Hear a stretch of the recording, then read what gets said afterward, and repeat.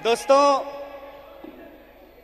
वैसे तो इस मंच पे एक से एक नेता, कार्यकर्ता, कलाकार, बुद्धिजीवी, सिविल सोसाइटी के मेंबर, तमाम तरह के लोग आए हैं। उन्होंने अपनी बात रखी है। हमारे पास कुछ अलग कहने के लिए नहीं है, कुछ अलग बोलने के लिए नहीं है, लेकिन मैं दो महत्वपूर्ण बात आपसे करना चाहता हूं। पहली बात तो ये कि मैं नहीं समझता हूं कि ये मंच सिर्फ और सिर्फ आरएसएस और बीजेपी को कोसने के लिए है। ये मंच सिर्फ और सिर्फ मोदी जी क्या कर रहे हैं इसके बारे में बताने की है, क्योंकि वो तो आप सब लोग जानते हैं।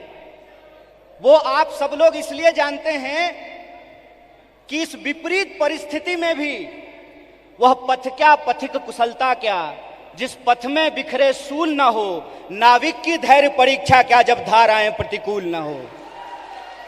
इस दौर में भी कोई इंसान अगर भारतीय राष्ट्रीय कांग्रेस का झंडा उठाए हुए है, इस दौर में भी कोई नौजवान अगर यूथ कांग्रेस का झंडा उठाए हुए है, इस दौर में भी अगर कोई विद्यार्थी एनएसयूआई का झंडा उठाए हुए है, इसका मतलब वो सत्ता के लिए नहीं, सत्य के लिए संघर्ष कर रहा है। इस बात को हमको याद रखना चाहिए।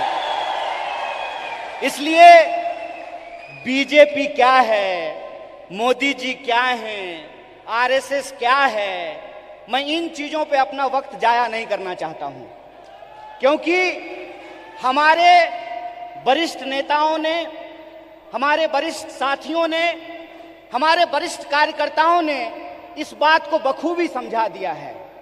वो क्या कर रहे हैं ये हम जानते हैं। हमको ये समझना होगा कि हमको क्या करना है। आज जब हम इस कार्यक्रम में शामिल हो रहे हैं, जिस कार्यक्रम का नाम है बेहतर भारत की बुनियाद, तो हमारा फोकस इस बात पे होना चाहिए कि यूथ कांग्रेस का कार्यकर्ता होने के नाते, भारतीय राष्ट्रीय कांग्रेस का कार्यकर्ता होने के नाते, एनएसयूआई का कार्यकर्ता होने के नाते, सेवा दल का कार्यकर्ता होने के नाते, महिला कांग्रेस का कार्यकर्ता होने के नाते, इंटक का कांग्रेस कार्यकर्ता होने के नाते, किसान सभा का कार्यकर्ता होने के नाते हम इस देश की बुनियाद के लिए क्या करना चाहते हैं। इसीलिए आपको अपनी जिम्मेवारी समझनी पड़ेगी। कितना गंभीर दायित्व आपके कंधे पे है, इस बात को आपको समझना पड़ेगा। आज देश की बागडोर पंडित जवाहरलाल नेहरू के हाथ में नहीं है कि जिन्होंने किताब लिखी थी डिस्कवरी ऑफ इंडिया। आज देश की बागडोर डॉक्टर बाबा साहब भीमराव अंबेडकर के हाथ में नहीं है, जो विदेश पढ़ करके आए थे और इस देश की ड्राफ्टिंग कमेटी में कॉन्स्टिट्यूशन को लिखने का काम किया, बनाने का काम किया। आज देश की बागडोर 23 साल की उम्र में हंसते हंसते फांसी के फंदे पे झूल जाने वाले शहीद आजम भगत सिंह के हाथ में नहीं है। आज देश की बागडोर एक ऐसे इंसान के हाथ में है जो अपनी पत्नी की जिम्मेवारी ना उठाया हो, वो देश की जिम्मेवारी उठाएगा। बताइए, आज देश की बागडोर एक ऐसे हाथ में है जो कहता है कि पीएफआई के नाम में भी इंडिया है। मतलब कुत्ता को भी 4 पैर होता है, गधा को भी 4 पैर होता है, इसलिए सारे गधे कुत्ते हैं। अगर ये रीजनिंग मैं लगाऊं, जो रीजनिंग इस देश के प्रधानमंत्री ने लगाया है, तो मैं ये कह सकता हूं ना कि प्रधानमंत्री जी को भी 2 आंख है और गधा को भी 2 आंख होता है। बोलिए, मैं ये बात क्यों कह रहा हूं? मेरा कोई मकसद नहीं है कि मैं भाजपा, मोदी और आरएसएस की चर्चा करूं। मैं सिर्फ आपको बता रहा हूं कि कितनी गंभीर परिस्थिति में आज हम खड़े हैं। इतनी गंभीर परिस्थिति में खड़े हैं कि संस्थाओं को तो छोड़ दीजिए, व्यक्तियों को भी बोलने का अधिकार नहीं है। इसीलिए जब आज आप यूथ कांग्रेस का झंडा अपने हाथ में उठाए हुए हैं, जब आप कहते हैं यूथ कांग्रेस जिंदाबाद, इसका क्या मतलब है? इसका मतलब यह है कि जिस देश की 55% आबादी नौजवान हो, जिस देश में दुनिया का हर 5वां युवक भारतीय हो, जिस देश में 45 साल में सबसे ज्यादा बेरोजगारी हो, और जिस देश में जिस दिन कारगिल विजय दिवस मनाया जा रहा था, उससे ठीक कुछ दिन पहले कारगिल में लड़ने वाले शहीदों के परिवार के साथ कैसी नग्नता की गई है, ये वीडियो आप लोगों ने देखा है। इसीलिए आप अपनी जिम्मेवारी को समझिए। आप इस गंभीर समय में जो आपकी भूमिका है उसको आपको समझने पड़ेगी। और मेरा मानना बिल्कुल साफ है, जैसे बिना विचार की कोई राजनीति नहीं होती है, उसी तरह से बिना नौजवान के, बिना विद्यार्थी के कोई पार्टी सत्ता में नहीं आ सकती है। इस बात को याद रखिएगा। अगर आप चाहते हैं कि इस देश में सत्य का शासन हो और सत्ता पे बैठे हुए लोगों का जो अहंकार है, उस अहंकार को चकनाचूर किया जाए, जिस लोकतंत्र की बुनियाद पर, जिस जमहूरियत के दम पर आज उनको कुर्सी पे बिठाई गई है, अगर आप उनको नीचे उतारना चाहते हैं तो इस बात को आपको समझना पड़ेगा कि इस देश के नौजवानों और विद्यार्थियों को सबसे बड़ी भूमिका निभानी पड़ेगी। अगर भारतीय राष्ट्रीय कांग्रेस शरीर है तो एनएसवाई और यूथ कांग्रेस को दोनों हाथ बनना पड़ेगा। यह बात हम लोगों को समझना होगा। जब तक इस देश का फर्स्ट टाइम वोटर, जिसके मैसेज में, जिसके स्नैपचैट पे, जिसके इंस्टाग्राम में, जिसके व्हाट्सएप पे झूठ परोस करके, मिस इन्फॉर्मेशन परोस करके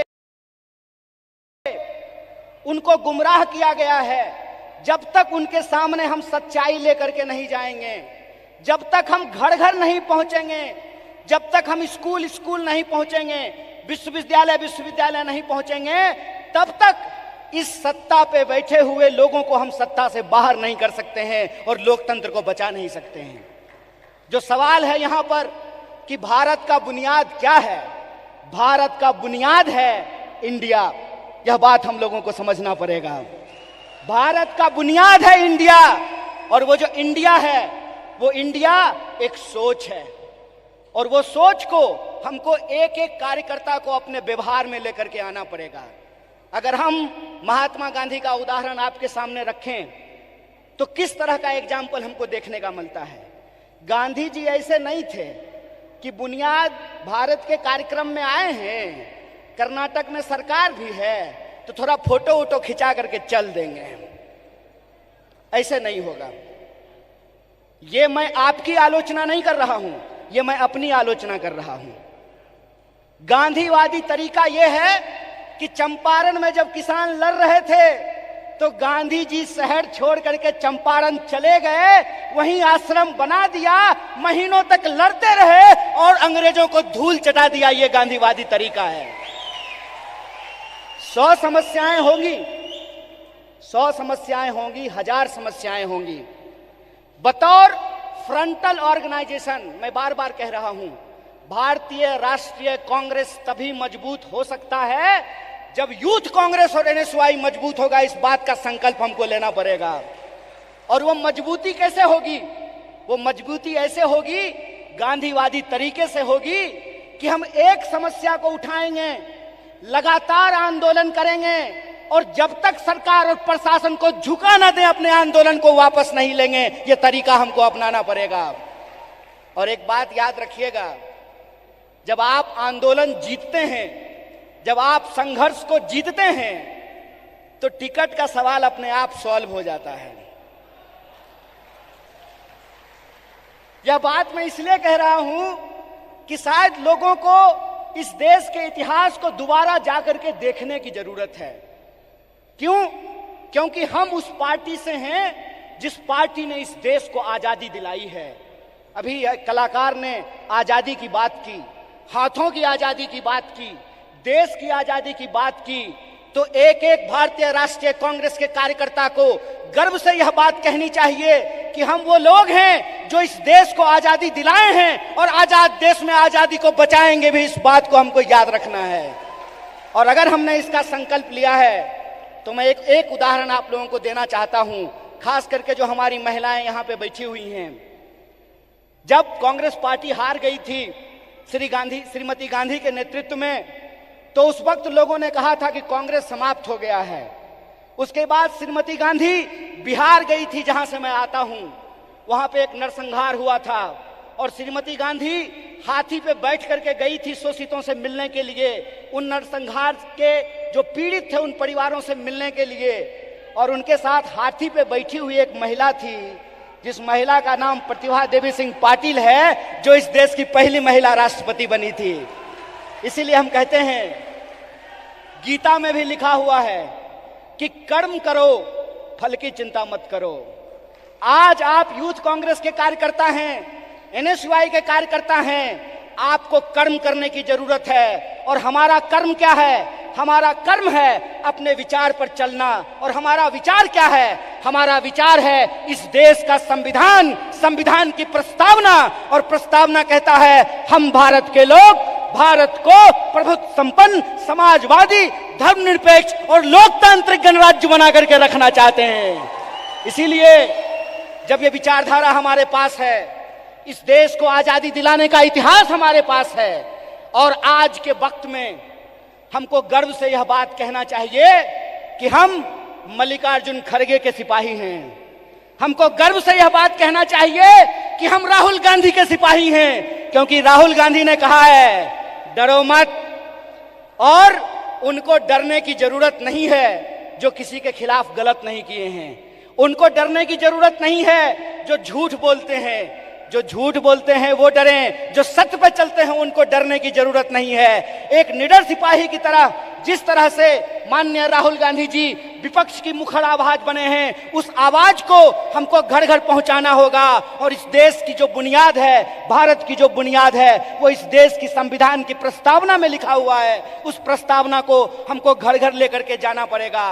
कई बार कार्यकर्ता आकर के हमसे सवाल पूछते हैं कि हमको वैचारिक कार्यकर्ता नहीं मिल रहा है। साहब, गांधीवादी एक तरीका है कि सत्य को किसी गवाही की जरूरत नहीं होती है। और गांधीवादी तरीका यह होता है कि आपको बोलने की जरूरत नहीं है, एक्शन ही आपका कम्युनिकेशन होना चाहिए। आपके एक्शन में वो सारी बातें दिखनी चाहिए। एक बात कहिए कि मैं बहुत महंगा शर्ट पहन करके, मोटा मोटा सोना का सिकड़ी पहन करके, 5 करोड़ का गाड़ी लेकर के आपके पास आऊं और मंच पे खड़ा होकर के गरीबी पे भाषण दूं, आप हम पे भरोसा कीजिएगा? एक्शन ही कम्युनिकेशन होता है। हमको अपने एक्शन को अपना कम्युनिकेशन बनाना पड़ेगा। और हमारा कम्युनिकेशन बिल्कुल साफ है। हमारा कम्युनिकेशन बिल्कुल साफ है कि यह देश सबका था, सबका है और सबका रहेगा। यह हमारा संकल्प है। हमारा संकल्प है कि इस देश में पैदा होने वाला कोई भी व्यक्ति, चाहे उसकी जाति कुछ भी हो, इस देश में पैदा होने वाला कोई भी इंसान, चाहे उसका लिंग कुछ भी हो, इस देश में पैदा होने वाला कोई भी मनुष्य, चाहे उसका धर्म कुछ भी हो, वो इस देश का नागरिक है। और नागरिक होने का मतलब होता है कि राजा का बेटा राजा नहीं बनेगा। लोकतंत्र में वोट से तय होगा कि हमारा शासक कौन बनेगा। और यह जो लोकतंत्र है, यह लोकतंत्र ही भारत की बुनियाद है। यह लोकतंत्र ही भारत की बुनियाद है। और इसी लोकतंत्र को बचाने का काम यूथ कांग्रेस के एक एक कार्यकर्ताओं को करना पड़ेगा। हम जो झंडा अपने कंधे पे लिए हैं, यह झंडा सिर्फ एमपी एमएलए बनने के लिए नहीं है। यह झंडा इस देश की आजादी को बचाने के लिए। इस बात को याद रखिएगा। इस देश में 2 तरह के लोगों के बीच लड़ाइयां हो रही है। इस मुल्क में 2 तरह के लोग हैं। एक वो लोग हैं जो नफरत फैलाते हैं, एक वो लोग हैं जो इंसान को आपस में बांटते हैं, एक वो लोग हैं जो ऊंच नीच करते हैं, एक वो लोग हैं जो इंसान को लड़ा करके इस देश की शक्ति को कमजोर करते हैं। एक हम वो लोग हैं जो नफरत के खिलाफ हमको मोहब्बत की आवाज को बुलंद करना पड़ेगा। और आखिरी बात अपनी बोल करके खत्म करूंगा। जब साहब गा रहे थे तो इनकलाब की बात कर रहे थे, लेकिन हमारे कुछ कार्यकर्ता उसको मोहब्बत की तरह ले रहे थे। तो आखिरी बात बोल करके खत्म करूंगा कि जो नौजवान इश्क नहीं करता वो इनकलाब भी नहीं कर सकता है। जो इंसान मोहब्बत नहीं कर सकता वो परिवर्तन भी नहीं कर सकता है। हम इश्क करेंगे, नफरत को हराएंगे, संविधान की आवाज को बुलंद करके इनकलाब लेकर के आएंगे और हम उस रास्ते पे चलेंगे जिस रास्ते पे महात्मा गांधी ने चला और एकता का संदेश दिया। हम उस रास्ते पे चलेंगे जिस पर पंडित जवाहरलाल नेहरू ने चला और साहस का परिचय दिया। हम उस रास्ते पर चलेंगे जिस पर डॉक्टर बाबा साहब भीमराव अंबेडकर चले और समानता का बात किया। हम भगत सिंह के वासी हैं, हम भगत सिंह के वासिंदे हैं, हम भगत सिंह के वारिस हैं। हमको भगत सिंह के सपनों का देश बनाना है, गांधी के रास्ते पे चलना है और अंबेडकर के विचारों को आगे लेकर के जाना है। इसी आशा और विश्वास के साथ कि भारत की बुनियाद इंडिया में है और इंडिया की जो शक्ति है उसको हमको जोड़ना है। एक आखिरी नारा बोल करके अपनी बात को खत्म करूंगा। मैं विद्यार्थियों के कार्यक्रम में कहता हूं, जुड़ेगा विद्यार्थी, जुड़ेगा विद्यार्थी, जुड़ेगा विद्यार्थी, उसी तरह से जुड़ेगा नौजवान, जुड़ेगा नौजवान, जुड़ेगा नौजवान, जीतेगा इंडिया। इसी आशा और विश्वास के साथ एक बार फिर से यूथ कांग्रेस की पूरी टीम को NSY की तरफ से बधाई देते हुए अपनी बात को खत्म करूंगा। शुक्रिया। इनकलाब जिंदाबाद। जय हिंद, जय भारत, जय कांग्रेस।